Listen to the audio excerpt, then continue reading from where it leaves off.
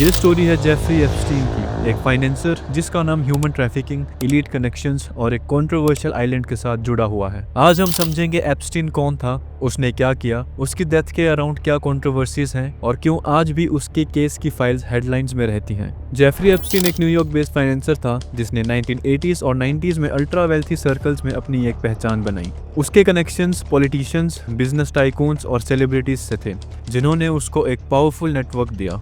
लेकिन 2005 में फ्लोरिडा में एलिगेशंस आए कि एप्स्टीन माइनर गर्ल्स को एक्सपोर्ट कर रहा था। इन्वेस्टिगेशन के बाद 2008 में उसने सॉलिसिटेशन और procuring a minor for prostitution charges में गिल्टी पाया गया। यह कंट्रोवर्सी शुरू हुई क्योंकि उसको सिर्फ 13 महीनों की जेल हुई जिसमें वर्क रिलीज प्रिविलेजेस भी थे।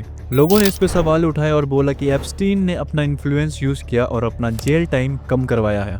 2019 में एप्स्टीन को फेडरल चार्जेस पर दोबारा अरेस्ट किया गया, दोबारा सेक्स ट्रैफिकिंग ऑफ माइनर्स के एलिगेशंस के साथ। प्रोसिक्यूटर्स ने कहा कि उसका नेटवर्क सालों तक ऑपरेट करता रहा।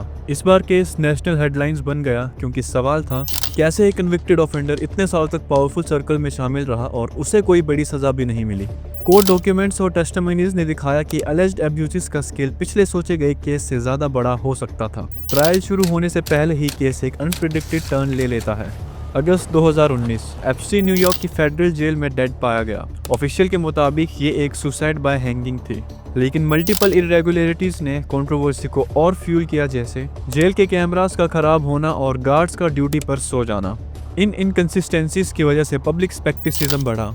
कुछ लोगों ने फाउल प्ले का सस्पिशन रेज किया, लेकिन अथॉरिटीज ने होमिसाइड एविडेंस कंफर्म नहीं किया।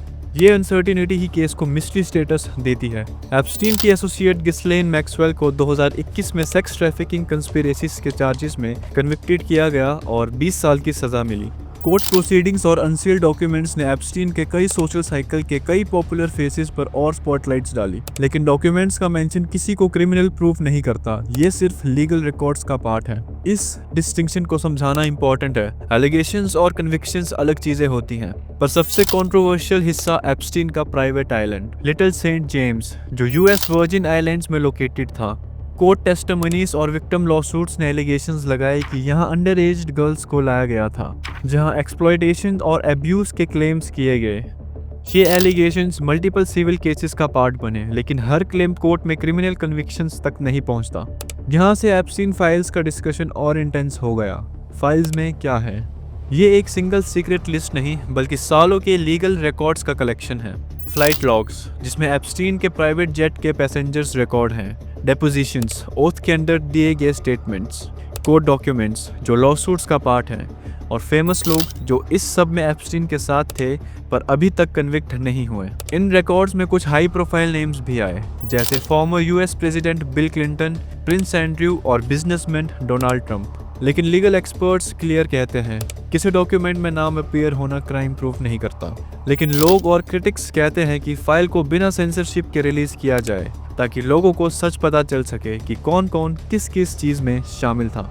एप्स्टीन केस सिर्फ एक इंडिविजुअल क्राइम स्टोरी नहीं, ये सिस्टम पे क्वेश्चन रेज करता है कि पावरफुल लोगों की क्या अकाउंटेबिलिटी है, विक्टिम्स की प्रोटेक्शन की फेलियर की जिम्मेदारी कौन लेगा और सिस्टम में लीगल ट्रांसपेरेंसी क्यों नहीं है। इस केस ने ग्लोबली एक डिस्कशन ट्रिगर किया है कि इन्फ्लुएंशियल नेटवर्क्स को इन्वेस्टिगेट करना कितना कॉम्प्लेक्स होता है और पावर का लोग कितना मिसयूज कर सकते हैं।